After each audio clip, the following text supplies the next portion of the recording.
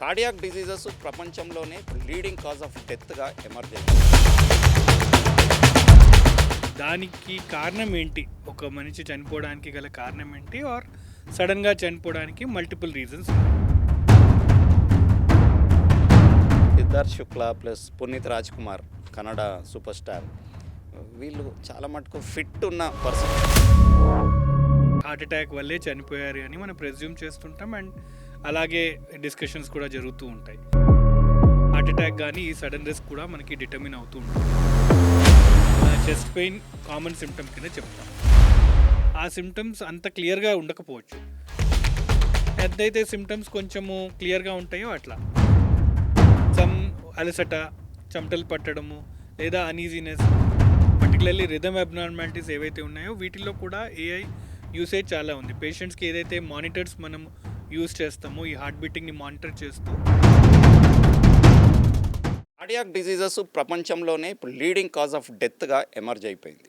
అంతేకాదు మన ఇండియాలో కూడా దాదాపుగా ఇది ఒక మేజర్ కార్డియాక్ హెల్త్ క్రైసిస్ అని చెప్పుకోవాలి. ఎందుకంటే ఈ పేషెంట్స్ మనం చూసుకున్నట్టయితే మొత్తం 1/3 ఆఫ్ ద పేషెంట్స్ మొత్తం కూడా కార్డియాక్ రిలేటెడ్ పేషెంట్స్గా ఇండియాలో ఉన్నట్టుగా మనకు గణాంకాలు కొన్ని స్పష్టం చేస్తున్నాయి.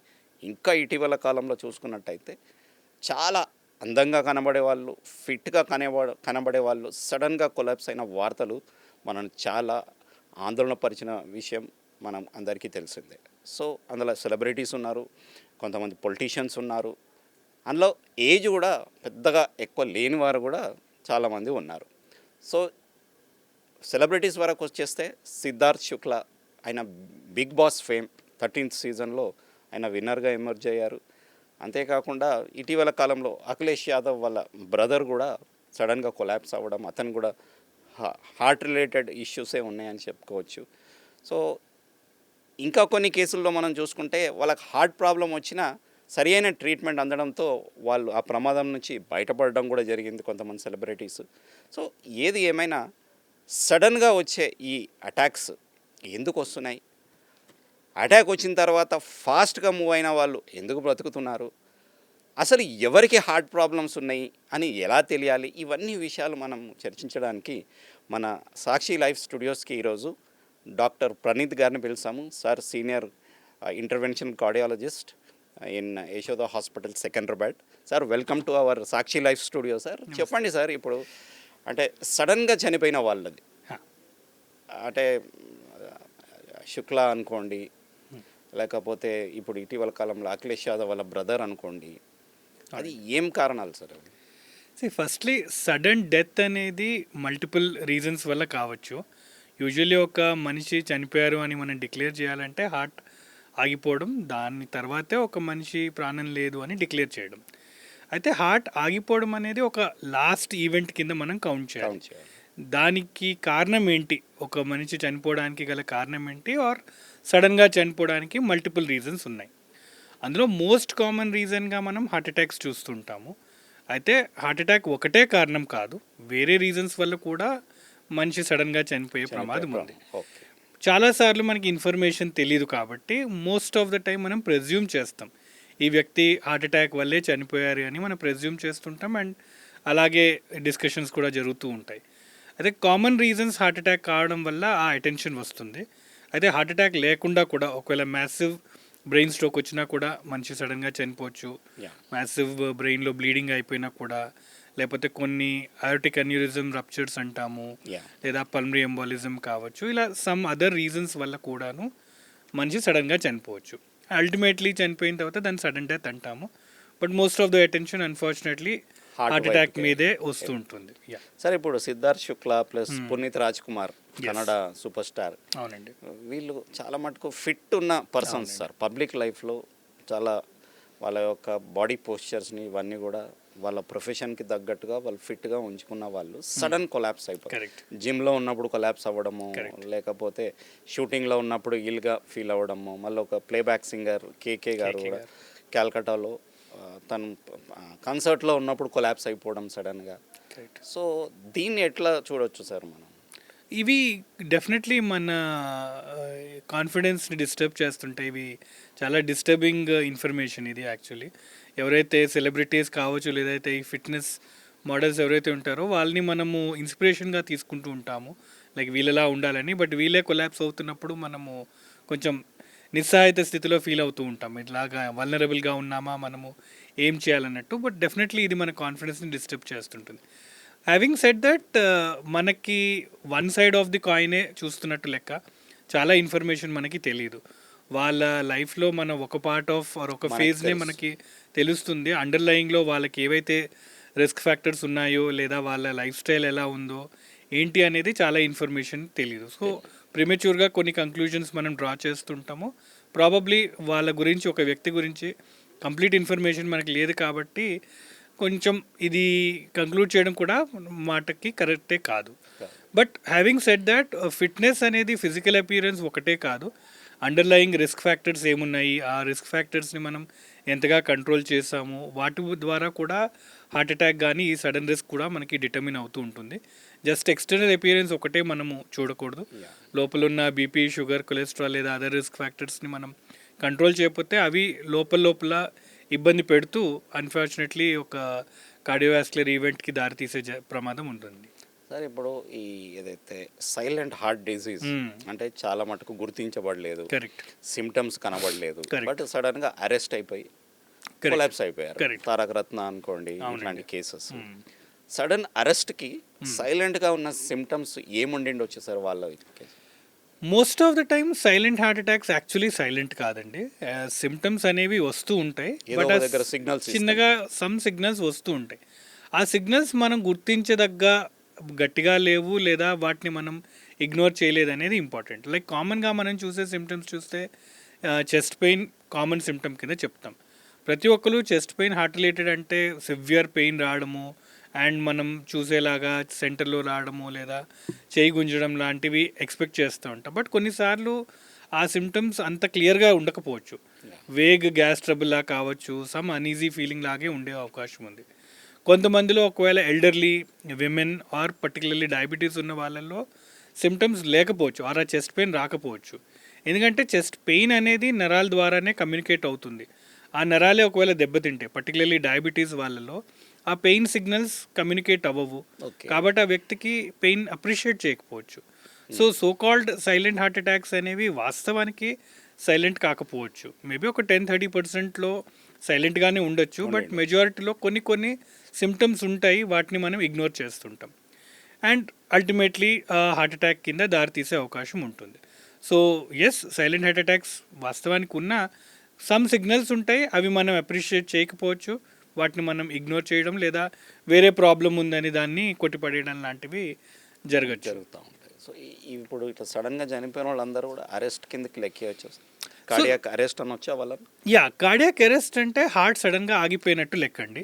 And most common reason heart ఆగిపోవడానికి heart rhythm related problem.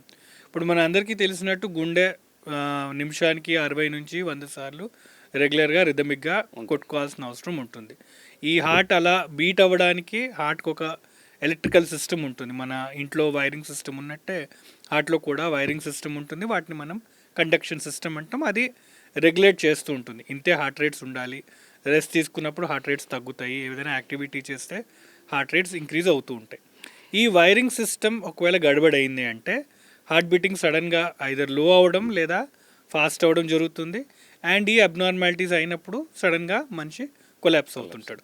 So సడన్గా మనిషి కొలాప్స్ అవుతున్నాడు అంటే కార్డియాక్ అరెస్ట్ అవుతున్నట్టు లెక్క. అండ్ కార్డియాక్ అరెస్ట్కి గల కారణం ఈ కండక్షన్ సిస్టంలో ఉన్న ప్రాబ్లం. కండక్షన్ సిస్టమ్ ప్రాబ్లం రావడానికి రీజన్స్ అనేకం. హార్ట్ అటాక్ కావచ్చు, స్ట్రోక్ కావచ్చు, ఎలక్ట్రోలైట్ ఇంబ్యాలెన్స్ కావచ్చు, పాయిజనింగ్ కావచ్చు, kidney failing, so on and so forth. So most కామన్గా సడన్గా మనిషి కొలాప్స్ అవుతున్నా అంటే అదొక ఈ rhythm related problem, arrhythmic event అంటాము. అండ్ అరిథమిక్ ఈవెంట్ వెనకాల కారణం అనేకం ఉండొచ్చు. నిద్రకి ఏమైనా లింక్ ఉంటుందా సార్ సడన్ అరెస్ట్కి? నిద్రలో కూడా ఈ రిథమ్ అబ్నార్మాలిటీస్ వచ్చే అవకాశం ఉంటుంది. నిద్రలో కూడా పర్టికులర్లీ ఏదైనా ఇష్యూస్ ఉంటే లైక్ రిస్క్ ఫ్యాక్టర్స్ ఉంటే నిద్రలోనే ఈ అరిథమిక్ ఈవెంట్ వచ్చి చాలామంది నిద్రలోనే చనిపోవడం జరుగుతుంది. సో అరిథమిక్ ఈవెంట్ అనేది ఎప్పుడైనా కావచ్చు, ఈవెన్ వైల్ వీఆర్ స్లీపింగ్ ఈ అరిథమిక్ ఈవెంట్ వచ్చే అవకాశం ఉంది. అంటే నిద్ర అంటే సరిగ్గా నిద్ర పోకపోవడం అంటే ఆ సడన్ అరెస్ట్కి ముందు ఒక 2-3 డేస్ వరకు వాళ్ళు సరిగ్గా నిద్రపోలేదు అట్లాంటి కండిషన్స్ కూడా ట్రిగర్ అవుతాయా సార్ కొన్నిసార్లు? మన బాడీకి నిద్ర చాలా అవసరం అండి. నిద్ర అంటే మన బాడీకి రికవర్ అవ్వడానికి, రెస్టోర్ అవ్వడానికి నిద్ర అనేది చాలా ఇంపార్టెంట్. ఎలా అయితే మన ఏదైనా సిస్టమ్ తీసుకోండి, లైక్ మన వెహికల్ కావచ్చు, లేదా మన ఫోన్ కావచ్చు, మన కంప్యూటర్ కావచ్చు, రన్ చేసిన తర్వాత మనం దాన్ని షట్ డౌన్ చేస్తాం. అవును. సిమిలర్లీ మన బాడీ రోజు మనం వాడుతున్న తర్వాత దానికి మనం తగిన రెస్ట్ ఇవ్వాలి. రెస్ట్ ఇచ్చినప్పుడు బాడీ రిపేర్ చేసుకుంటుంది, హీల్ అవుతుంది, మళ్ళీ మరుసటి రోజుకి మళ్ళీ పనిచేయడానికి రిప్లెనిష్ చేసుకుంటుంది. ఆ నిద్ర డెఫిషియెంట్గా ఉంటే, ఐదర్ డ్యూరేషన్ తక్కువ ఉన్నా లేదా క్వాలిటీ కూడా తక్కువ ఉంటే ఆ రిపేర్ అయ్యే అవకాశం దొరకలేదు. ఒత్తిడి అలాగే ఉండిపోయింది. ఆ ఒత్తిడి నెమ్మది నెమ్మదిగా అక్యుములేట్ అయిపోయి అన్ఫార్చునేట్లీ ఈవెంట్ కూడా వచ్చే అవకాశం ఉంది. So most of the time మన ఈ ఒత్తిడిగా ఉండే జీవన శైలి, లైఫ్ స్టైల్ ఏదైతే ఇప్పుడు మనది ఫాస్ట్ పేస్డ్ లైఫ్ స్టైల్ ఏదైతే అయిందో, స్లీప్ అన్ఫార్చునేట్లీ ఎఫెక్ట్ అవుతుంది. అండ్ ఆ డిప్రైవ్డ్ స్లీప్ కాస్త కూడా ఈ అన్ఫార్చునేట్ ఈవెంట్స్కి యాడ్ అవుతుందండి. Okay sir. Sir coming to అంటే వీళ్ళందరూ సడన్ కార్డియాక్ అరెస్ట్తో కొలాప్స్ అయ్యి చనిపోయారు. వాళ్ళకి మాత్రం టైం లేదు, జిమ్లో కొలాప్స్ అవ్వడం కానీ ఒక కన్సర్ట్లో కానీ. సార్ కొంతమంది బాగా సివియర్గా అటాక్ వచ్చిన వాళ్ళు సేవ్ కూడా అయినారు మనకు సెలబ్రిటీ. సుష్మితా సేన్ కానీ, సౌరవ్ గంగూలీ కానీ చాలామంది మనకు సెలబ్రిటీస్ దాంట్లో మనకు పబ్లిక్ లైఫ్లో కనబడుతుంది. వాళ్ళు కూడా sir they are all sportsmen, లేకపోతే బాగా జిమ్ చేసిన సెలబ్రిటీస్ ఉన్నారు. అంటే రెగ్యులర్గా ఎక్సర్సైజ్ ఉన్న బాడీసే అవి. అవునండి. సో వాళ్ళకి అటాక్ వచ్చింది. సో వాళ్ళ గోల్డెన్ అవర్ పీరియడ్లో వెళ్ళిపోవడము అండ్ వాళ్ళకి మంచి కరెక్ట్ ట్రీట్మెంట్ అంది వాళ్ళు బయటపడము. సో ఈ గోల్డెన్ అవర్ ట్రీట్మెంట్ గురించి చెప్పండి సార్. అసలు ఒక మనిషికి అటాక్ వచ్చినప్పుడు అంటే అరెస్ట్ నుంచి మనము అరెస్ట్లో ఏం చేయలేమంటున్నారు. రైట్. అటాక్లో మనం చేయవలసినవి ఏంటి? ముందుగా అంటే అటాక్ అనేది ఒక యాక్సిడెంట్ లాగా చూడాలి. ఒక యాక్సిడెంట్ అవ్వడానికి కారణం ఏంటి, ఆర్ దానికి ఉన్న రిస్క్ ఫ్యాక్టర్స్ ఏంటి. మీరు అన్నట్టు ఒకవేళ ఫిజికల్గా ఫిట్గా ఉన్న వాళ్ళు, డైలీ ఎక్సర్సైజ్ చేస్తున్నారు, అథ్లెటిక్ పర్సనాలిటీస్ ఉన్నా వీళ్ళకి అటాక్ రాదు అనుకోవడం అనేది ముందుగా కరెక్ట్ కాదు. ఎవరికైనా అటాక్ రావచ్చు, అయితే ఒకరికి రిస్క్ ఎక్కువ తక్కువ ఉంది అన్నట్టు చెప్పొచ్చు. Like again road traffic accident కింద మనం చూసుకుంటే, మన రోడ్డు మీద మనం వెళ్తున్నప్పుడు యాక్సిడెంట్ ఎవరికైనా అవ్వచ్చు. మనం ట్రాఫిక్ రూల్స్ ఫాలో అవుతూ సేఫ్టీ బెల్ట్స్ పెట్టుకున్నప్పుడు దాని ప్రాబబిలిటీని మనం తగ్గిస్తాం. కానీ కంప్లీట్గా మనకి అటాక్ రాదు అనుకోవడం అనేది వాస్తవానికి కరెక్ట్ కాదు. So everybody is at risk, only grades of risk మనకు తగ్గుతుంది. మన రిస్క్ని మనం ఎంతగా తగ్గించుకోవచ్చు అనే ప్రయత్నం మనం చూడాలి. అండ్ అన్ఫార్చునేట్లీ ఒకవేళ మనకి అటాక్ రానే వచ్చింది, then most important thing immediate attention. First of all identify చేయడము అండ్ తగిన ట్రీట్మెంట్ తీసుకోవడం. హార్ట్లో మజిలే ప్రిడామినెంట్గా ఉంటుంది and muscles and nerves are two tissues. ఒకసారి డ్యామేజ్ అయితే అవి రికవర్ కావు. సో హార్ట్ ఎంటైర్గా మజిల్ ఉంటుంది, మజిల్ ఒక పంప్ పని చేస్తూ ఉంటుంది. సో మజిల్ డ్యామేజ్ అయితే హార్ట్ పంపింగ్ అనేది తగ్గిపోతుంది. అండ్ ఎంత మజిల్ డ్యామేజ్ అవుతుందో అంతే పేషెంట్ ప్రభావం. సో ఈ మజిల్ డ్యామేజ్ అవ్వకుండా మనం దాన్ని ఇమీడియట్గా కాపాడాల్సిన అవసరం ఉంది. సో ఫస్ట్ థింగ్ అందుకే దీంట్లో మనం డయాగ్నోస్ చేయడం ఇంపార్టెంట్. చెస్ట్ పెయిన్ కానీ ఏదైనా అన్ఈజీ ఫీలింగ్ ఉంటే ఇమీడియట్గా నియర్ బై మెడికల్ ఫెసిలిటీకి వెళ్ళడమో లేదా డాక్టర్ని సంప్రదించి ఈసీజీ తీయడం. Most of the time ECG తోటి at least 90% of the time heart attack అర్థమవుతుంది. అండ్ హార్ట్ అటాక్ అని ఒకసారి డయాగ్నోజ్ అవ్వగానే ఇమీడియట్గా ట్రీట్మెంట్ కూడా చేయాల్సిన అవసరం ఉంది. హార్ట్ అటాక్ ఉంది అంటే బ్లడ్ వెజల్ బ్లాక్ అయింది కాబట్టి బ్లడ్ సప్లై అవ్వట్లేదు. అండ్ ఆ బ్లడ్ సప్లైని మనం ఎంత తొందరగా అయితే అంత తొందరగా రెస్టోర్ చేయాలి. కొన్నిసార్లు ఫెసిలిటీస్ లేకపోతే ఇంజెక్షన్స్ ఇస్తాము, ఫెసిలిటీస్ ఉంటే ఇమీడియట్గా క్యాత్ ల్యాబ్కి తీసుకెళ్ళి స్టాండ్ చేసి ఓపెన్ చేస్తాం.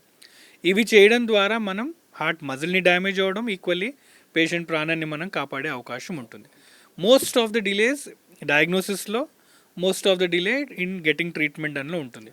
గోల్డెన్ అవర్ దేని అంటారు సార్? ఫస్ట్ 1 అవర్ లోపలే డయాగ్నోసిస్ అయ్యి మెడికల్ ఫెసిలిటీకి రీచ్ అయిపోవాలి. ఎక్కడైతే ఎంతైతే డిలే అవుతుందో అంతే డ్యామేజ్ అవుతూ ఉంటుంది. అండ్ బ్లడ్ వెజల్ బ్లాక్ అయిన 3 to 6 అవర్స్ లోపల మనం బ్లాకేజ్ని మనం ఓపెన్ చేయాల్సిన అవసరం ఉంది. 6 అవర్స్ దాటే కొద్దీ మజిల్ డ్యామేజ్ ఎంతో కొంత జరుగుతూనే ఉంది. 12 గంటలు దాటిన తర్వాత 12 నుంచి 24 గంటలు దాటితే మజిల్ ఇంకా డ్యామేజ్ అయిపోయినట్టు లెక్క. దాన్ని ఎంత ప్రయత్నం చేసినా, తర్వాత ఎంత ఫ్యాన్సీ ప్రొసీజర్ చేసినా, ఎంత ఖర్చు పెట్టినా ఉపయోగం లేదు. బికాస్ అన్ఫార్చునేట్లీ నష్టం జరిగిపోయినట్టు లెక్క. సార్ సరే ఈ గోల్డెన్ అవర్ చాలామందికి గోల్డెన్ అవర్గా ఉండకపోవచ్చు, బికాజ్ అంటే ట్రావెల్ చేయాల్సి వస్తుంటుంది Correct, కొన్నిసార్లు. సో అట్లాంటి వాళ్ళకి ఏదన్నా ఇమీడియట్గా చేసి ఒక అనదర్ 1 అవర్ ఎక్స్టెండ్ చేసే పరిస్థితి ఏముంటుందండి? మోస్ట్ ఆఫ్ ద థింగ్స్ నేను అబ్జర్వ్ చేసింది ఏంటంటే సార్, డయాగ్నోసిస్లో ప్రాబ్లం వస్తుంది. ఓకే. యూజువల్లీ చాలామంది ఇంట్లో చిట్కాలు ట్రై చేయడం కావచ్చు, లేదా సొంత వైద్యం చేయడం అనేది ముఖ్యంగా అక్కడ టైం డిలే అయిపోతుంది. డౌట్ వచ్చినప్పుడు మనము ఆ బాధ్యత తీసుకునే కన్నా ఒక క్వాలిఫైడ్ డాక్టర్ దగ్గరికి వెళ్ళినప్పుడు వాళ్ళే దగ్గర ఎక్విప్మెంట్ ఉంటుంది, తగిన మెడిసిన్స్ ఉంటాయి, కాబట్టి అవి తీసుకోవడం నాకు తెలిసి బెటర్. కామన్గా అడిగే క్వశ్చన్ ఐ థింక్ సోషల్ మీడియాలో మనం వింటూ ఉంటాం, ఆస్ప్రిన్, క్లోప్రోగ్రిల్ లాంటి మెడిసిన్స్ మనం జోబులో పెట్టుకుని అటాక్ వస్తే తీసుకోవడము, లేదా గార్లిక్ చూ చేస్తే కూడా చేయడం, ఇలాంటివి అంటారు. అది ఐ థింక్ 20-30 ఇయర్స్ బ్యాక్ ఉన్న కాన్సెప్ట్. అది బ్లడ్ థిన్నర్స్ని మీరు దగ్గర పెట్టుకోండి, బికాజ్ అప్పుడు ఫెసిలిటీస్ సరిగ్గా లేవు, డాక్టర్స్ లేరు, కాబట్టి అది చెప్పేవాళ్ళం.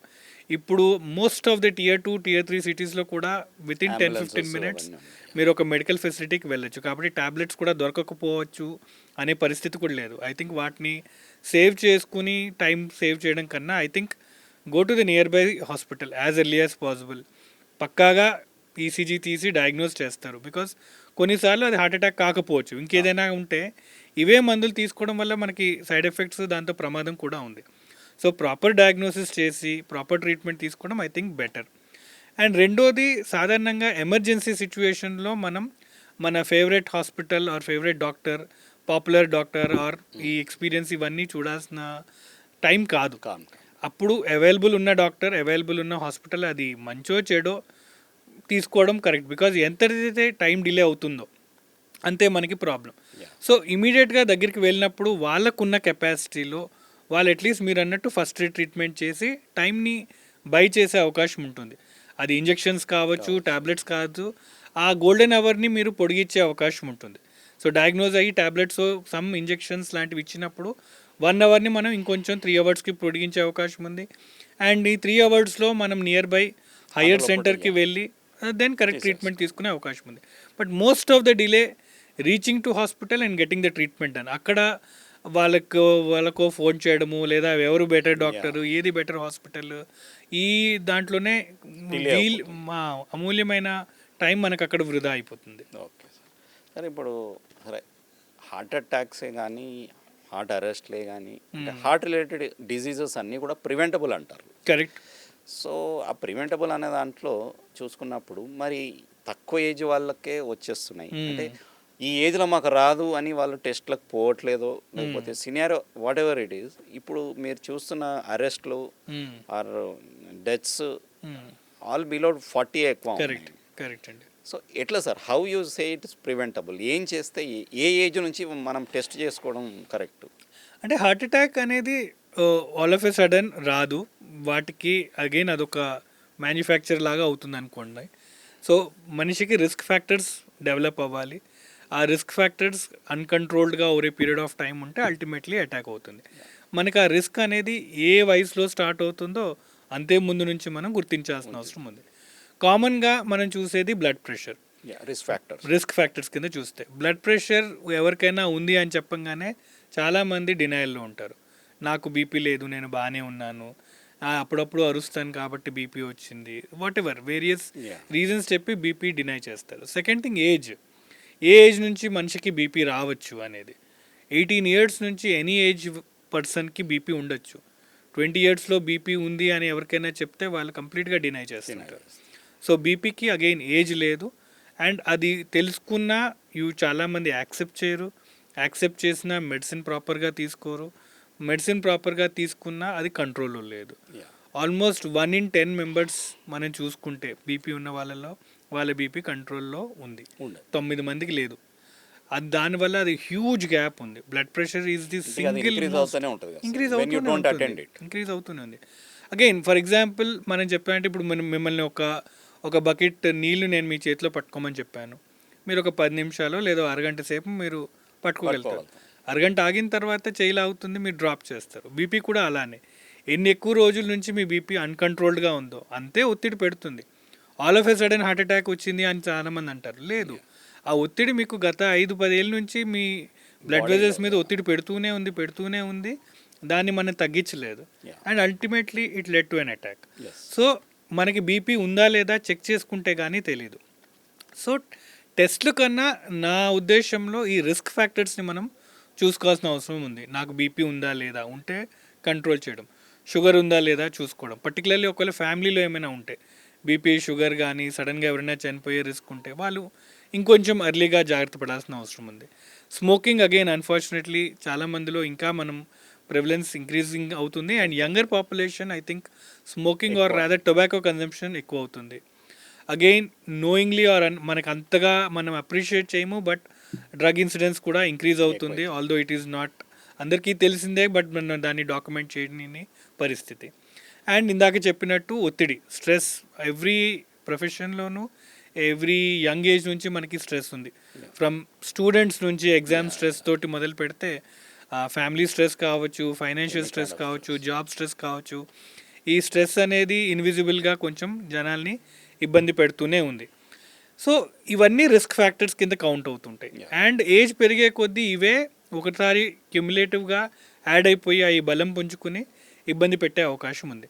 సో వీటిని మనం ముందుగానే ఐడెంటిఫై చేసి వీటిని మనం అదుపులో పెట్టుకుంటే ఖచ్చితంగా హార్ట్ అటాక్స్ ఆర్ హార్ట్ ప్రాబ్లమ్స్ని మనం ప్రివెంట్ చేసే అవకాశం ఉంది. సరే, ఈ సైన్స్ ఏమని ఇస్తుందా సార్ బాడీ? అంటే మనకి రిస్క్ ఫ్యాక్టర్స్ లేవే అనుకుందాం ఫర్ ఎగ్జాంపుల్, ఆరు ఉన్నా కూడా ఇద్దరికి సైన్స్ ఒకలాగానే ఉంటాయా? రిస్క్ ఫ్యాక్టర్ ఉన్న వాళ్ళకు లేని వాళ్ళకు? ఎస్, రిస్క్ ఫ్యాక్టర్స్ లేని వాళ్ళకు ఉన్న వాళ్ళకు సిమ్టమ్స్ సేమేనండి. సేమ్ సిమ్టమ్స్ మన బాడీ మనకి సంకేతాలను అందిస్తూ ఉంటుంది. మనం అన్యూజువల్గా ఫీల్ అవుతున్నాము అంటేనే ఇబ్బంది ఉంది. లైక్ నార్మల్గా నడవగలుగుతున్నాను, నార్మల్గా మెట్లెక్కగలుగుతున్నాను, బట్ తేడా వస్తుంది. సాధారణంగా చాలామంది ఇది నా ఏజ్ ఎఫెక్ట్, రాత్రి పడుకోలేదు, లేదా ఆఫీస్ స్ట్రెస్ ఉంది, అలా మనం దాన్ని కొట్టిపడేయడం జరుగుతుంది తప్ప దాన్నే మనం ఒకవేళ ఇది హెల్త్ రిలేటెడ్ ఇష్యూ కావచ్చు అనే యాంగిల్లో ఆలోచిస్తే అది మిస్ అవ్వకుండా ఉండే అవకాశం ఉంది. యా, అంటే మనం ఎట్లా గుర్తించాలి సార్? అంటే బాగా చెమటలు వస్తుంటాయి అంటారు కొంతమంది, అంటే ఈ సిమ్టమ్స్ ఉన్న వాళ్ళు, అయితే అటాక్కి ముందు స్వెట్టింగ్ ఉంటుంది, లేకపోతే ఇంకేదన్నా సైన్స్ ఏమైనా సిమ్టమ్స్ మనకు కనబడుతుంటే? స్పెసిఫికలీ ఒక్కొక్క డిజీజ్కి ఒక్కొక్క సిమ్టమ్స్ ఉంటాయి, బట్ అన్ఫార్చునేట్లీ మనకి సిమ్టమ్స్ చాలా లిమిటెడ్గా ఉన్నాయి. అవే సిమ్టమ్స్ అదే చెస్ట్ పెయిన్ గ్యాస్ ట్రబుల్ వల్ల కూడా కావచ్చు, హార్ట్ అటాక్ వల్ల కూడా కావచ్చు, మజిల్ పెయిన్ వల్ల కూడా కావచ్చు. కాబట్టి సిమ్టమ్స్ ఏదైనా కూడా ఇంపార్టెంటే, ఇగ్నోర్ చేయడానికి లేదు. అండ్ వాటితో పాటు అసోసియేటెడ్ సిమ్టమ్స్ అంటాం. చెస్ట్ పెయిన్ ఆయాసం more towards heart related problem వస్తుంది. చెస్ట్ పెయిన్ తేన్పులు రావడం మోర్ టువర్డ్స్ గ్యాస్ట్రిక్ ఇష్యూ వస్తుంది. చెస్ట్ పెయిన్ కదులుతూనే వస్తుంది, మోర్ ఆఫ్ మజిల్ రిలేటెడ్ ఒత్తిడి అవుతుంది. సో అట్లా హిస్టరీ బేసిస్ మీద మేము కంక్లూజన్స్ డ్రా చేయడానికి చూస్తాం. But most of the things ఇవి సిమ్టమ్స్ పేషెంట్ మీద మేము డిపెండ్ అవ్వాలి కాబట్టి, అండ్ పేషెంట్స్ ఒక్కొక్కసారి ఎక్స్ప్రెస్ చేయలేరు సరిగ్గా, కాబట్టి కొన్నిసార్లు ఇన్వెస్టిగేషన్స్ హెల్ప్ తీసుకోవాల్సిన అవసరం జరుగుతుంది. సో ఆల్వేస్ సస్పిషన్ అండి. పేషెంట్ ఎప్పుడైనా ఇబ్బంది పడి హాస్పిటల్కి వచ్చారు అంటే ఏదో ప్రాబ్లం ఉన్నట్టు లెక్క, అండ్ ఆ ప్రాబ్లమ్ని ఇన్వెస్టిగేట్ చేయాల్సిన అవసరం ఉంది. అండ్ దానికోసం కొన్ని ఇన్వెస్టిగేషన్ సజెషన్ తీసుకుని కంక్లూడ్ చేయడం జరుగుతుంది. సో కొన్నిసార్లు టెస్ట్లు ఎక్కువగా చేస్తున్నామనే ఒపీనియన్ కూడా వస్తుంది, but it is more because of the same thing. Because symptoms ఎంత వేగ్గా ఉంటాయో అంతే ఇన్వెస్టిగేషన్స్ మీద డిపెండ్ అవ్వాల్సి వస్తుంది. ఎంతైతే సిమ్టమ్స్ కొంచెము క్లియర్గా ఉంటాయో అట్లా. విమెన్, ఎల్డర్లీ వీళ్ళిద్దరూ యూజువల్లీ మిస్ అయ్యే అవకాశం ఉంటుంది, బికాజ్ వీళ్ళలో సిమ్టమ్స్ అనేవి క్లియర్ కట్గా ఉండవు. అందుకే వీళ్ళలో ఇన్వెస్టిగేషన్స్ కొన్ని ఎక్కువగా చేస్తుంటాం. సో అట్లా చూస్తామండి. ఉమెన్లో ఎందుకు సార్ అంత క్లియర్ కట్గా? విమెన్లో బై దెమ్సెల్వ్స్ కామన్గా మనం చూస్తే విమెన్ చాలామంది హెల్త్ పట్ల ఇగ్నోరెన్స్ కొంచెం ఉంటుంది, అండ్ కొంచెం నెగ్లిజెన్స్ కూడా ఉంటుంది. సాధారణంగా ముందుకు రారు, చాలా ఏమంటారు యాక్సెప్ట్ చేయడానికి ట్రై చేస్తుంటారు. జనాల్ని ఇబ్బంది పెట్టద్దు అనే మనస్తత్వం ఉంటుంది. వేరే వాళ్ళు ఇబ్బంది పెట్టద్దు, ఇది something related to my health or tire అయిపోయాను అని సాధారణంగా కొట్టిపడేస్తూ ఉంటారు. ఒకటి. రెండోది, ఒకవేళ అటెన్షన్ తీసుకోవాలన్నా అన్ఫార్చునేట్లీ మన సొసైటీలో డిపెండెన్సీ, ఇండిపెండెంట్గా వాళ్ళే హాస్పిటల్కి రావడము లేదా చెక్ చేసుకోవడం అనేది రాదు. ఎవరో ఒకరు అకంపెనీ అవ్వాలి, అండ్ అకంపెనింగ్ పర్సన్ లేనప్పుడు అగైన్ అది డినై అయిపోతుంది. అండ్ రెండోది, వాళ్ళ కెపాసిటీ ఆర్ వాళ్ళ నేచర్ బట్టి కూడా సిమ్టమ్స్ కొంచెం ఏటిపికల్గా ఉంటాయి. అంటే క్లాసిక్ చెస్ట్ పెయిన్ లాగా రాకపోవచ్చు. సమ్ అలసట, చెమటలు పట్టడము, లేదా అనీజీనెస్, అగైన్ మెన్స్ట్రల్ సైకిల్ బట్టి కోరిలేట్ చేయడము, లేకపోతే ఏజింగ్ అని usually most of the time దాన్ని కొట్టిపడేయడం ద్వారా విమెన్లో అన్ఫార్చునేట్లీ సిమ్టమ్స్ మిస్ అయ్యే అవకాశం ఉంటుంది చాలా సందర్భం. చాలామంది. ఇప్పుడు మీరు యూఆర్ ఇంటర్వెన్షనల్ కార్డియాలజిస్ట్ మీరు. సో ఇప్పుడు ఒకప్పుడు కొన్నేళ్ల క్రితం చూసుకుంటే ఓపెన్ హార్ట్ సర్జరీ అంటే మొత్తం చెస్ట్ కట్ చేసేసి మళ్ళీ రికవరీ కూడా కొన్ని మంత్స్ పట్టేసి ఉంటుంది. కాకపోతే ఇప్పుడు వచ్చిన టెక్నాలజీలో సో అంటే క్యాథెటర్ అంటే కాంప్లెక్స్ ప్రొసీజర్స్ కూడా దీని ద్వారా చేసేస్తున్నారు. సో వాల్వ్స్ని రిపేర్ చేయడమే కానీ, ఆర్టరీస్ని బ్లాక్ ఉంటే క్లియర్ చేయడం కానీ, హార్ట్ రేటు అటు ఇటు అయినా కూడా ఇవన్నీ కూడా చాలా ఈజీగా అయిపోతున్నాయి అని మేము ఈ మధ్యకాలంలో చాలా న్యూస్ వస్తుంది సార్.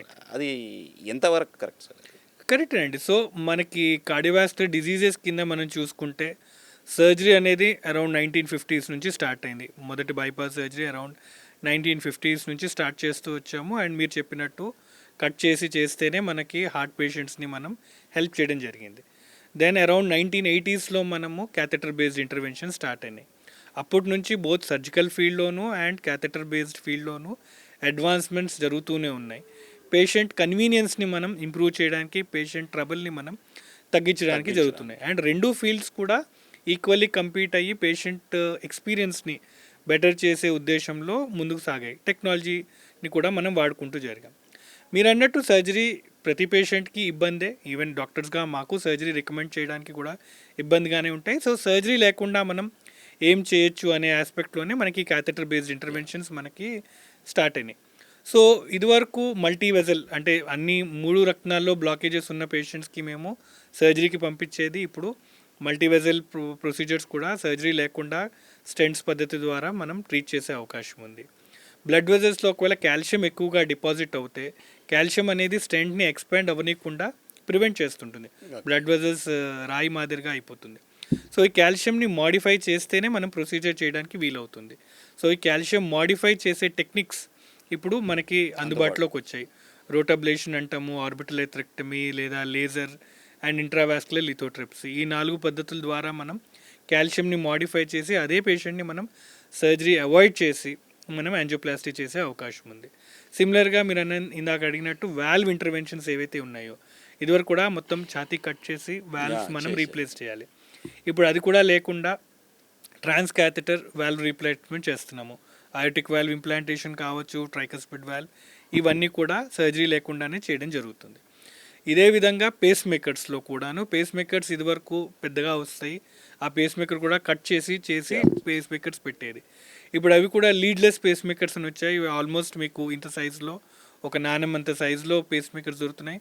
అవి కూడా కట్ చేయమి లేకుండా క్యాథెటర్ పద్ధతిలోనే చేయడం జరుగుతుంది. సిమిలర్లీ సర్జికల్ ఫీల్డ్లో కూడా ఈక్వల్లీ అడ్వాన్సెస్ జరిగినాయి. ఇదివరకు మొత్తం ఛాతీ కట్ చేసేవాళ్ళు కూడా మినిమలీ ఇన్వేజివ్ అంటున్నాము. అంటే మొత్తం ఛాతీ కట్ చేయకుండా సైడ్కే 1 to 2 centimeters కట్ చేసి రోబోట్ హెల్ప్ తీసుకుని ఆర్ వేరే ఎక్విప్మెంట్ తీసుకోవడం ద్వారా కూడా జరుగుతుంది. సో బోత్ సర్జికల్ ఫీల్డ్లోనూ అండ్ క్యాథెటర్ బేస్డ్ ఫీల్డ్లోనూ పేషెంట్ కన్వీనియన్స్ని మనం ఇంప్రూవ్ చేసి పేషెంట్ డిస్కంఫర్ట్ని తగ్గించి వాళ్ళకి సేమ్ రిజల్ట్ మనం చేయడానికి కోసం అడ్వాన్స్మెంట్స్ అవుతున్నాయి. అండ్ వీటిలో టెక్నాలజీ అండ్ కరెంట్లీ ఇప్పుడు ఏఐ కూడా యూసేజ్ వస్తుంది. వీటిని యూజ్ చేసి ఆల్వేస్ పేషెంట్ కంఫర్ట్ కోసం కార్డియాలజీ ఆల్వేస్ ముందంజ ఉందండి ఈ దాంట్లో.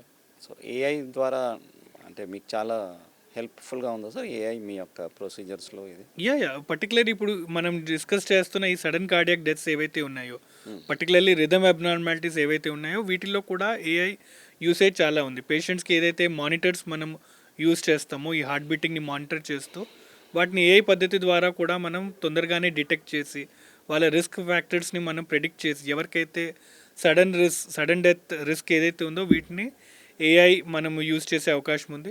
ఆల్దో ఇనీషియల్ స్టేజెస్లో ఉంది, but in the future AI in the field of cardiology ఖచ్చితంగా దాని రోల్ ఉందండి. అంటే ఇప్పుడు మనకి స్టెంట్ ఇవన్నీ వాడడం కూడా వెళ్ళిపోతుందా సార్? వేరే ప్రొసీజర్స్ వస్తాయా? లేదు, ప్రొసీజర్స్ ఇవాల్వ్ అవుతూనే ఉంటాయి.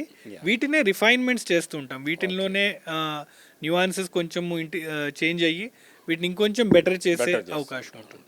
ఇప్పుడు లేటెస్ట్గా ఇంకా ఏమొచ్చినాయి సార్ టెక్నిక్స్ కార్డియాక్ దీంట్లో ట్రీట్మెంట్స్లో ఇంకా వచ్చినాయా అపార్ట్ ఫ్రమ్ ఈ కెథటర్ బేస్డ్ కాకుండా. అదే ఈ క్యాథెటర్ బేస్డ్ దాంట్లోనే స్టెంట్స్ లేకుండా కూడా డ్రగ్ కోటెడ్ బెలూన్స్ ద్వారా మనము స్టెంట్ని అవాయిడ్ చేసే పరిస్థితి. కొన్ని బయోవాస్కులర్ స్కాఫోల్డ్స్ అంటాము, స్టెంటే ఓవర్ 1 to 2 years క్లియర్ అయిపోయేలాగా, డిజాల్వ్ Okay. అయిపోయేలాగా బయోవాస్కులర్ స్కాఫోల్డ్స్ అనేవి వచ్చాయి. డ్రగ్ కోటెడ్ బెలూన్స్ ఒకటి మీకు చెప్పాము. అగైన్ ప్రొసీజర్స్, కాంప్లికేటెడ్ ప్రొసీజర్స్ చేయడానికి మెకానికల్ సర్క్యులేటరీ డివైజెస్ అంటాము, ఇంపెల్లా కానీ లేదా ఎక్మో అనే డివైజెస్ వాడడం ద్వారా కూడా కాంప్లెక్స్ ప్రొసీజర్స్ మనం సర్జరీ లేకుండా చూస్తాము. అలాగే అదర్ ఫీల్డ్స్లో పల్మరీ ఎంబాలిజం లాంటి ఫీల్డ్స్లో క్లాట్ని మనం రిట్రీవ్ చేసే డివైజెస్ వచ్చాయి. సో అలా వేరియస్ దాంట్లో సో మెనీ టెక్నిక్స్ వచ్చాయండి. ఓకే సార్, ఇప్పుడు ఈ heart issues Hmm. As a whole ఎక్కువ ఈ డెవలప్డ్ కంట్రీస్లో లేదు, అండర్ డెవలప్డ్ కంట్రీస్లోనే ఉంది అనేది ఒక ఇది ఉంది సార్. అది ఎందుకని అట్లా ఉంది సార్ పరిస్థితి? అంటే రెండిట్లోనూ ఉందండి. యాక్చువల్లీ డెవలపింగ్ కంట్రీస్ రెండిట్లోనూ ఉంది. ఇదివరకు ఎక్కువ శాతం డెవలప్డ్ కంట్రీస్లో చూసే వాళ్ళము because of risk factors like obesity, lack of physical activity and stress. ఈ మూడు డెవలప్డ్ కంట్రీస్లో ఎక్కువ ఉన్నాయి కాబట్టి వీళ్ళలో కార్డియోవాస్కులర్ డిసీజెస్ అనేవి ఎక్కువగా చూసామని చెప్తున్నాము. బట్ సేమ్ రిస్క్ ఫ్యాక్టర్స్ ఇప్పుడు డెవలపింగ్ కంట్రీస్లో కూడా వచ్చాయి. వచ్చేసి సేమ్ ఒబేసిటీ ఇప్పుడు ఇండియాలో కూడా ఒబేసిటీ ప్రివలెన్స్ చాలా ఎక్కువైంది. ఇదివరకు సిటీస్లోనే ఒబేసిటీ చూసాము, ఇప్పుడు ఒబేసిటీ మనకి విలేజ్ లెవెల్లో కూడా మనం చూస్తున్నాం. సిమిలర్లీ స్ట్రెస్ అనేది కూడా ఈక్వల్లీ అది విలేజ్లో or Tier 2 Tier 3 cities village లెవెల్కి కూడా వెళ్ళింది. బికాజ్ ఈ రిస్క్ ఫ్యాక్టర్స్ ఏవైతే మనం ఇదివరకు ఉట్టి డెవలప్డ్ కంట్రీస్లోనే చూసాము, అది ఎలా అయితే టెక్నాలజీ ఆర్ అది మనకి లోవర్ లెవెల్కి వెళ్ళిందో సిమిలర్లీ ఈ ఇన్సిడెంట్స్ కూడా అందుకే మనకి విలేజెస్ లెవెల్లో కూడా మనం ఇంక్రీజ్గా చూస్తున్నాం. ఓకే సార్, ఇప్పుడు అంటే మీ ఎక్స్పీరియన్స్లో మీకు వచ్చే ప్రాక్టీస్ కేసెస్లో ఏదన్నా అట్లా ఉన్నాయా సార్? అంటే మీరు హోప్ వదులుకొని తర్వాత ఈ వచ్చిన లేటెస్ట్ టెక్నాలజీతోని వాడి వాళ్ళని మంచిగా చేసినట్టుగా మీకు బాగా సాటిస్ఫై అయిన కేసు ఏదైనా ఉంటే చెప్పండి.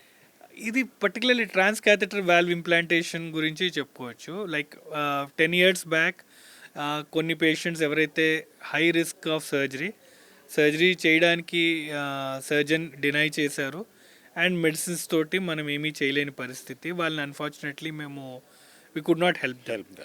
బట్ ఇప్పుడు ట్రాన్స్ క్యాథెటర్ వాల్వ్ ఇంప్లాంటేషన్ రావడం ద్వారా ఎవరికైతే సర్జరీ చేయలేని పరిస్థితితో హై రిస్క్ ఉన్నారో వాళ్ళకి ట్రాన్స్ క్యాథెటర్ వాల్వ్ చేయడం ద్వారా చాలామంది పేషెంట్స్ లైఫ్ స్టైల్ మనం చేంజ్ చేయడం జరిగింది. సో అలాంటి ఇన్సిడెన్సెస్ ఏవైతే ఉన్నాయో, సిమిలర్లీ హార్ట్ ఫెయిల్యూర్లో ఇదివరకు అగైన్ 5-10 years బ్యాక్ మనం చూస్తే వాటిల్లో కొన్ని మెడిసిన్స్ ఏమీ లేవు. ఈ లాస్ట్ 5-10 yearsలో మనం చూస్తే చాలా మెడిసిన్స్ వచ్చాయి, వాటి ద్వారా హార్ట్ ఫెయిల్యూర్ అనేది సిగ్నిఫికెంట్గా వాళ్ళ ప్రోగ్నోసిస్ చేంజ్ అవుతుంది. Third aspect again obesity. చాలామంది ఒబిసిటీతో బాధపడుతూ ఉన్నారు అండ్ చాలామంది చాలా ప్రయత్నాలు చేశారు, అన్ఫార్చునేట్లీ వాళ్ళకి ఏమీ రిజల్ట్ రాని పరిస్థితి అండ్ ఒబిసిటీతోనే ఇబ్బంది పడ్డాం. ఈ మధ్య కాలంలో ఉన్న మెడిసిన్స్లో అగైన్ ఈ GLP-1 రిసెప్టర్ అగనిస్ట్ అంటాం, వీటి ద్వారా ఒబిసిటీ తగ్గించడం అండ్ ఒబిసిటీ ద్వారా వచ్చే ఈ ప్రాబ్లమ్స్ని కంట్రోల్ చేసే అవకాశం. సిమిలర్లీ కొలెస్ట్రాల్ లెవెల్స్లో కూడా ఇదివరకు ఉట్టి స్టాటిన్స్ అనే మెడిసిన్సే ఉండేవి, వాటి ద్వారా అగైన్ కొంతమందిలో స్టాటిన్ హైయెస్ట్ డోస్ తీసుకున్నా కొలెస్ట్రాల్ తగ్గట్లేదు. అగైన్ ఇప్పుడు ఇంజెక్టబుల్ డ్రగ్స్ వచ్చాయి, దాని ద్వారా కూడా కొలెస్ట్రాల్ లెవెల్స్ని మనం సిగ్నిఫికెంట్గా తగ్గించి వాళ్ళ ప్రోగ్నోసిస్ చేంజ్ చేసే అవకాశం ఉంది. బోత్ మెడికల్గాను అండ్ ఇంటర్వెన్షన్ పాయింట్ ఆఫ్ వ్యూలో ఫీల్డ్ ఆఫ్ కార్డియాలజీలో వేరియస్ డిజీజ్ ఆస్పెక్ట్స్లో మనం చూస్తే సిగ్నిఫికెంట్ అడ్వాన్సెస్మెంట్స్ వచ్చాయి అండ్ తద్వారా పేషెంట్ ప్రోగ్నోసిస్ కూడా చాలా మటుకు ఇంప్రూవ్మెంట్ అయిందండి. అంటే మీరు చదువుకున్నప్పటికీ ఇవన్నీ లేవు కదా సార్? అవునండి, మీరు లేవు. సో మీరు కూడా అప్డేట్ అవుతారు, Correct. You have to go and help the patient. అవునండి. సో ఏదన్నా పేషెంట్ డిస్కరేజ్ అయ్యేవాడా సార్? అంటే మీరు ఇచ్చే ట్రీట్మెంట్స్ వాళ్ళకి అర్థం కాకపోవచ్చు, ఈ టెక్నాలజీ భయపడవచ్చు ఏం చేస్తుందో ఏం, సో అట్లాంటి కేసెస్ ఎట్లా ట్రీట్ చేస్తారు? ప్రస్తుతానికి ఉన్న మెడిసిన్స్లో పర్టికులర్లీ ఒబేసిటీ మెడిసిన్స్లో చాలా మందికి అపోహ ఉంది. ఇంజెక్టబుల్స్ తీసుకోవడం, ఇంజెక్షన్స్ అనగానే సాధారణంగా చాలా మందికి ప్రాబ్లం ఉంటుంది. బట్ పాయింట్ ఏంటంటే ప్రతి మెడిసిన్ తోటి ఒక ఎఫెక్ట్ ఉంటుంది, సైడ్ ఎఫెక్ట్ ఉంటుంది. మనము ఒక ఎఫెక్ట్ పొందాలి అంటే అన్ఫార్చునేట్లీ సైడ్ ఎఫెక్ట్ తీసుకోవాల్సిన అవసరం ఉంది. దేనితోటి ఎక్కువ ఇబ్బంది ఉంది అనేది ఆస్పెక్ట్లో చూడాలి. ఐ థింక్ ఈ మధ్య ఈ ఇంజెక్టబుల్ డ్రగ్స్ మీద ఎక్కువ శాతం ఈ అపోహ ఎక్కువగా ఉంది వాటితోటి ఒబేసిటీ మేనేజ్మెంట్లో. బట్ అదే ఒబేసిటీ చాలా డిజీజెస్కి problem, from sleep apnea syndrome కావచ్చు, heart failure, rhythm problems, kidney failure, diabetes, ఇవన్నీ actually obesity root cause. Liver failure ఇవన్నీ ఉన్నాయి. అన్ఫార్చునేట్లీ ఆ ప్రాబ్లమ్ని మనం చూడట్లేదు. బట్ ఒబిసిటీతో ఉండే ఈ డ్రగ్స్తో ఉండే సైడ్ ఎఫెక్ట్స్నే మనం చూస్తున్నాము. బట్ ఆ ఒబిసిటీని మనం ట్రీట్ చేయగలిగితే మెజారిటీ ఆఫ్ ద ప్రాబ్లమ్స్ మనం సార్ట్అవుట్ చేస్తాయి. సో ఇది అన్ఫార్చునేట్లీ చాలామందికి అప్రిహెన్షన్ ఉంది. ఆ అప్రిహెన్షన్ తగ్గించడానికి కోసం కౌన్సిల్ చేస్తూ ఉంటాము. But patient confidence is more important. దాంట్లో కొంచెం టైం స్పెండ్ చేస్తే పేషెంట్స్ కాన్ఫిడెన్స్ మనం పొందే అవకాశం ఉంది. సార్ ఇప్పుడు పాతకాలం ఓపెన్ హార్ట్ సర్జరీ చేసి వాళ్ళకి మళ్ళీ కాంప్లికేషన్ వచ్చినప్పుడు కెథర్టర్ వాడే పరిస్థితి ఉంటుందా? ఉంటుందండి, ఉంటుంది. ఉంటుంది. సో చాలామంది పేషెంట్స్ ఒకసారి బైపాస్ అయిన తర్వాత again general thought process bypass 10 years వరకు పనిచేస్తుంది అంటారు. Although that is not completely correct. ఒక వ్యక్తికి 10 years కావచ్చు, 15 years కూడా కావచ్చు. Every patient is different. ఒకసారి క్యాథెటర్ ఆర్ బైపాస్ అయిన తర్వాత మళ్ళీ ప్రాబ్లం వస్తుంది. మళ్ళీ అప్పుడు కొత్త పేషెంట్ లాగే చూడాలి. ఆ టైంలో మళ్ళీ యాంజియోగ్రామ్ చేసి ఇప్పుడున్న పరిస్థితి ఏంటి, ఇప్పుడున్న ప్రాబ్లమ్ని ఎలా బెటర్గా డీల్ చేస్తామో కరెక్ట్. కొంతమంది పేషెంట్కి మళ్ళీ సర్జరీ చేయాల్సిన అవసరం రావచ్చు, వాళ్ళకి మళ్ళీ రీడు సర్జరీ చెప్తాము. కొంతమందిలో అంత ప్రాబ్లం లేకపోవచ్చు, వాళ్ళకి స్టెంట్ చెప్తాం. సో పూర్వం బైపాస్ చేసుకున్న వాళ్ళు ఇప్పుడు స్టెంట్ చేసుకోవచ్చా? ఖచ్చితంగా చేసుకోవచ్చు. పూర్వం ఒకసారి బైపాస్ అయితే మళ్ళీ బైపాస్ చేసుకోవచ్చా? మళ్ళీ బైపాస్ కూడా చేసుకోవచ్చు. కొందరు పేషెంట్స్ ఉన్నారు 3 సార్లు బైపాస్ చేసుకున్న పేషెంట్స్ కూడా ఉన్నారు. 3 సార్లు కూడా చేసుకున్న వాళ్ళు ఉన్నారు. సో ఏది శాశ్వతం ఏమీ లేదు. ఆ టైంలో ఆ పరిస్థితిలో ఏది కరెక్ట్ అనిపిస్తుందో, సర్జరీ తట్టుకునే కెపాసిటీని బట్టి, సర్జరీ యాక్సెప్ట్ చేసే మెంటాలిటీ పేషెంట్ బట్టి రిస్క్ తీసుకున్నాము. ఏది పేషెంట్కి కన్వీనియంట్ ఉంటుందో, how best can we get out of this problem అనే బేసిస్ మీద ట్రీట్మెంట్ అనేది ప్రపోజ్ చేయడం జరుగుతుంది. సార్ మీకు కూడా కాన్ఫిడెన్స్ పెరిగిండొచ్చు కదా సార్, ఈ కథర్టర్ ఇన్వేసివ్ ప్రొసీజర్స్ వచ్చిన తర్వాత మీరు ఎట్లా సాటిస్ఫైడ్ ఫీల్ అవుతారు? Maybe you are treating more patients more fast. Correct. ఈ అడ్వాన్సెస్ ఇన్ టెక్నాలజీ, పర్టికులర్లీ ఏదైతే ఈ రోటాబ్లేషన్, ఆర్బిట్రెక్టమీ లాంటి డివైసెస్ ఏవైతే ఇప్పుడు అవైలబుల్ ఉన్నాయో, దీని ద్వారా ఏంటంటే కాంప్లెక్స్ డిజీజెస్ని కూడా మేము ట్యాకిల్ చేసే కాన్ఫిడెన్స్ వచ్చింది. అండ్ పేషెంట్ కాంప్లికేట్ అవ్వరు, మేము పేషెంట్కి బెస్ట్ రిజల్ట్ మేము ప్రొవైడ్ చేయగలుగుతామనే కాన్ఫిడెన్స్ వచ్చింది. సో ఈ టెక్నాలజీ ఇదివరకు లేనప్పుడు కొంచెం ఇబ్బంది పడే వాళ్ళము, ఈక్వల్లీ కొంచెం అప్రిహెన్షన్ ఉండేది పేషెంట్ ఏమైనా కాంప్లికేట్ అవుతారని. బట్ నౌ దట్ ఇవి ఉన్నాయి కాబట్టి పేషెంట్కి కూడా ఈక్వల్లీ కాన్ఫిడెంట్గా చెప్పే అవకాశం ఉంటుంది. అండ్ ఈక్వల్లీ ఆ రిజల్ట్స్ మనం డెలివర్ చేసే అవకాశం ఉంది. సైడ్ ఎఫెక్ట్స్ కూడా తగ్గింటాయి సార్? ఖచ్చితంగా తగ్గాయండి. ఓకే, ఈ క్యాథెటర్ బేస్డ్ ఈ కొత్త టెక్నిక్స్ ద్వారా ప్రొసీజర్స్ సేఫ్ అయ్యాయి, షార్ట్ అయ్యాయి, and patient convenience and comfort కూడా ఇంక్రీజ్ అయింది. సైడ్ ఎఫెక్ట్స్ కూడా తగ్గాయండి. ఓకే డాక్టర్ గారు, అంటే అసలు కార్డియాక్ డిసీజెస్ మన వైపు రాకుండా ఉండడానికి ఒక 5 tips చెప్పండి. The best tips they can follow daily. 3 things important అండి for health in general. Cardiac అనే కాదు, ఇన్ జనరల్ ఓవరాల్ హెల్త్లో మనకు ఉండే 3 things. మనం తీసుకునే food, we are what we eat అంటారు. సాధారణంగా ఫుడ్ మీద again too much of information అవుతుంది. But again trying to keep simple. మనకు కావాల్సిన మైక్రోన్యూట్రియంట్స్ సమపాలనలో మనం తీసుకుంటే it is important. Too much of adulterated foods కావచ్చు, టూ మచ్ ఆఫ్ ప్రాసెస్ ఫుడ్స్ని మనం తగ్గించి హోల్ ఫుడ్స్ని మనం న్యాచురల్ ఫుడ్స్ తీసుకుంటే హెల్త్ ఉంటుంది. సెకండ్, ఫిజికల్ యాక్టివిటీ అగైన్ మనలో చాలామందిలో మిస్ అవుతుంది, probably because of the busy life style. But physical activity ఎలాగోలాగా మనకి తోచినంత టైము, మనకి తోచిన విధంగా, వాకింగే కాదు, ఫిజికల్ యాక్టివిటీ అనగానే వాకింగ్ ఎండలు ఎక్కువ ఉన్నాయి, మా దగ్గర పార్క్ లేదు, so and so forth reasons ఉంటాయి. ఫిజికల్ యాక్టివిటీ అంటే సింపుల్ యోగా కావచ్చు, ఇంట్లో స్ట్రెచ్ కావచ్చు, dancing, whatever any form of physical activity మన బాడీలో మన రొటీన్లో ఇంక్లూడ్ చేసుకోవాల్సిన అవసరం ఉంది. మూడోది రెస్ట్ కూడా అగైన్ మనం ప్రాపర్ అటెన్షన్ ఇవ్వట్లేదు రెస్ట్కి. అండ్ ఆ స్లీప్ సరిగ్గా రానప్పుడు ఏమైనా ఒకవేళ ఇబ్బందులు ఉంటాయి, లైక్ స్లీప్ అప్నియా సిండ్రోమ్ కానీ వేరే ఏమైనా ఇష్యూస్ ఉంటే వాటిని అడ్రస్ చేసుకుని ప్రాపర్ రెస్ట్ బాడీకి ఇవ్వాల్సిన అవసరం ఉంది. ఐ థింక్ ఈ 3 మోస్ట్ ఇంపార్టెంట్ హెల్త్ మెయింటైన్ చేస్తుంటుంది. 4th పాయింట్ కింద చెప్పాలంటే రిస్క్ ఫ్యాక్టర్స్ని ఐడెంటిఫై చేయడం అండ్ వాటిని యాక్సెప్ట్ చేయడం. Most of the time denial ఉంటుంది. బీపీ, షుగర్ ఇలాంటి ఎవరైనా చెప్తున్నారు అంటే అవి పాసిబ్లీ ఉంది అని మనం యాక్సెప్ట్ చేయడం అండ్ ఆ రెస్పాన్సిబిలిటీ తీసుకోవడం. ఫైనల్లీ 5th పాయింట్గా ఒకవేళ ప్రాబ్లం ఆల్రెడీ ఉంటే దాన్ని అగైన్ డాక్టర్ని సంప్రదించి ఆ ప్రాబ్లం ఏంటో డిస్కస్ చేసి దాన్ని ముందుగానే మనము అడ్రస్ చేస్తే పెరిగి పెద్దగా అయ్యి కాంప్లికేట్ అవ్వకుండా ఉంటుంది. అండ్ ఫాలో అప్స్ అంటే లేటెస్ట్ టెక్నిక్స్ కూడా చాలా వచ్చేసి టెక్నిక్స్ వచ్చాయి ఈ మధ్య, ఆప్షన్స్ చాలా ఉన్నాయి. వచ్చేసినాయి. ఆ ఆప్షన్స్ని సద్వినియోగం చేయడం ద్వారా ఈజీగా అర్లీగా ఐడెంటిఫై చేస్తే పెద్ద ప్రాబ్లం రాకుండా, అండ్ ఓవరాల్గా I think annual health checkups లాంటివి చేసుకోవడం ద్వారా ఇది ఒక కంటిన్యూస్ ప్రాసెస్. హెల్త్ అనేది ఒక రెస్పాన్సిబిలిటీ, వన్ టైం ఈవెంట్ కాదు. Yeah. కంటిన్యూస్గా మనం మనల్ని చెక్ చేసుకుంటూ వాటిని మాడిఫై చేసుకుంటూ ఉంటే I think we can all stay healthy and ఈ పెద్ద పెద్ద ఇబ్బందులు రాకుండా మనం ప్రివెంట్ చేసే అవకాశం ఉంది. మీకు దొరుకుతుందా సార్ ఇవన్నీ చేయడానికి? ఎస్ అండి, because when we say we have to also follow. అంటే మీరు బిజీ షెడ్యూల్ ఉంటారు కదా. Everybody is busy, sir. I think every profession is currently busy. So again, like ఎక్కడో నేను విన్నాను, ఎవరికైతే మనం పాయింట్అవుట్ చేస్తామో ఒక వేలు ఎదురు చూపించినప్పుడు మూడు వేలు మన వైపు ఉన్నాయి కాబట్టి ఈక్వల్లీ, బికాస్ మేము ఎక్కువ వేలు చూపిస్తూ ఉంటాం కాబట్టి 3,000 మా వైపు చూస్తుంది. అండ్ ప్రాబబ్లీ పేషెంట్స్ కూడా మా వైపు చూస్తుంటారు, మమ్మల్ని రోల్ మోడల్స్ కింద చూస్తుంటారు కాబట్టి మేము హెల్తీగా ఉండాల్సిన రెస్పాన్సిబిలిటీ మాకుంది. So we take that responsibility. So health, we are also keeping our cells healthy. So even I take that responsibility. I try to do physical activity daily. I don't smoke. I don't take alcohol. And yearly checkups కూడా annual checkups part of the hospital ఎలాగో చేస్తూ ఉంటుంది. So we also are trying to take responsibility. Although doctors are considered to be bad patients, మేము generally ignore చేస్తూ ఉంటాము. But I think that is something ఆ excuse నడవదు. We have to take that responsibility.